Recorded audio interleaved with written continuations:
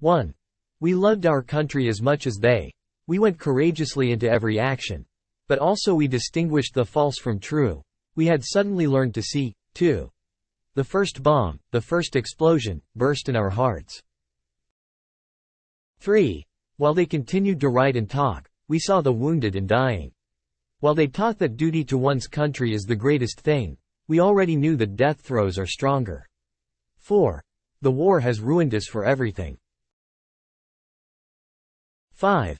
It will try simply to tell of a generation of men who, even though they may have escaped shells, were destroyed by the war. 6. A hospital alone shows what war is. 7. We always see it too late.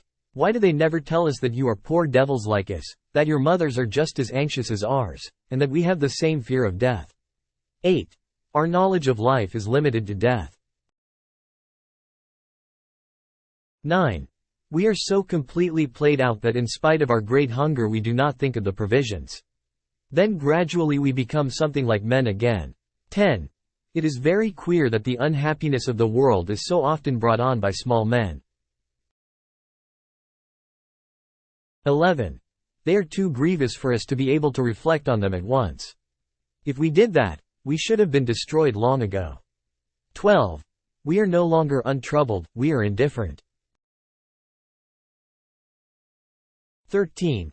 We have lost all feeling for one another. We can hardly control ourselves when our glance lights on the form of some other man. We are insensible, dead men, who through some trick, some dreadful magic, are still able to run and to kill. 14. I soon found out this much. Terror can be endured so long as a man simply ducks. But it kills, if a man thinks about it. 15. How senseless is everything that can ever be written, done, or thought, when such things are possible. 16. We are forlorn like children, and experienced like old men. We are crude and sorrowful and superficial. I believe we are lost. 17. My heart beats fast. This is the aim, the great, the sole aim, that I have thought of in the trenches, that I have looked for as the only possibility of existence after this annihilation of all human feeling. 18. We were all at once terribly alone, and alone we must see it through. 19. A word of command has made these silent figures our enemies. A word of command might transform them into our friends. 20. It's all rot that they put in the war news about the good humor of the troops. We are in a good humor because otherwise we should go to pieces.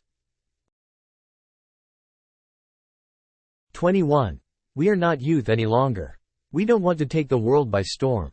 We are fleeing. We fly from ourselves, from our life. We were 18 and had begun to love life and the world, and we had to shoot it to pieces. 22. This book is to be neither an accusation nor a confession, and least of all an adventure, for death is not an adventure to those who stand face to face with it.